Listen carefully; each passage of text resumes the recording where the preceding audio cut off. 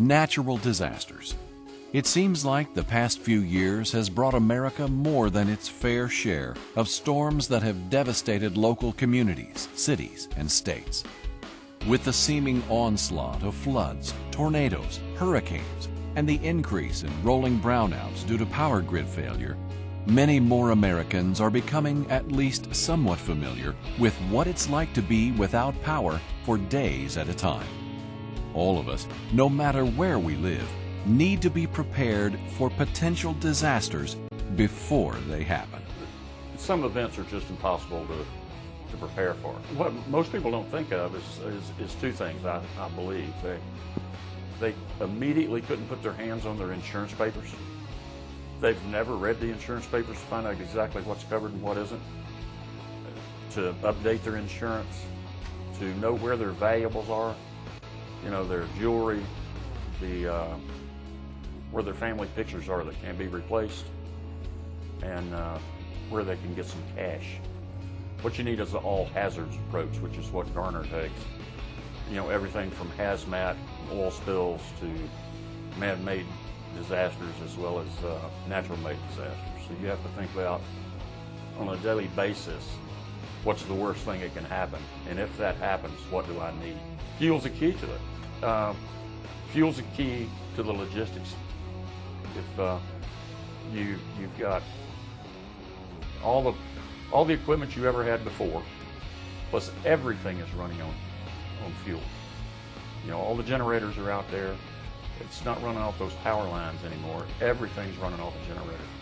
So fuel and having a plan where they're fueled up on a regular basis, a good reliable fuel source is the key to the logistics area. In a time of emergency, the everyday things we take for granted are generally the first conveniences that disappear or are no longer accessible. One of the challenges facing us as a nation when it comes to disaster preparedness is on the corporate or infrastructure side of the equation. Not only are most of the citizens of our republic not properly prepared to be self-sufficient in a time of crisis, but most businesses aren't either. Even many of those responsible for providing those everyday goods and services we rely on as a nation to keep life and commerce moving are not adequately prepared. Well, I think the biggest thing is people fail to realize or to think far enough ahead that businesses that they rely on a daily basis, local vendors and that sort of thing, they're also impacted during a storm. So you're not going to be able to depend on the normal fuel suppliers, your electricity, your restaurants, your food. You're not going to have credit cards working if fuel's out, power's out.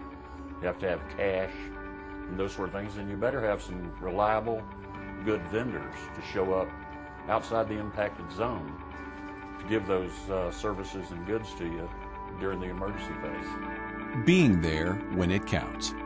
A test of true friendship. And a business barometer that identifies the reliable from the not.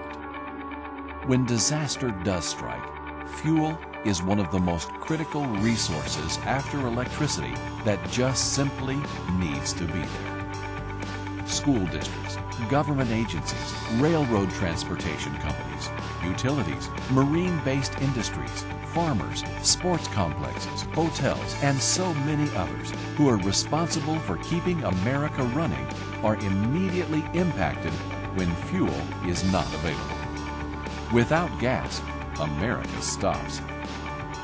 In Houston, Texas, there is one fuel provider that's leading by example when it comes to thinking ahead and being there when it counts.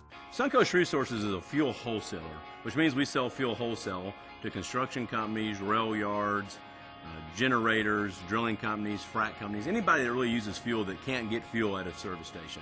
From utility companies to state agencies, federal agencies.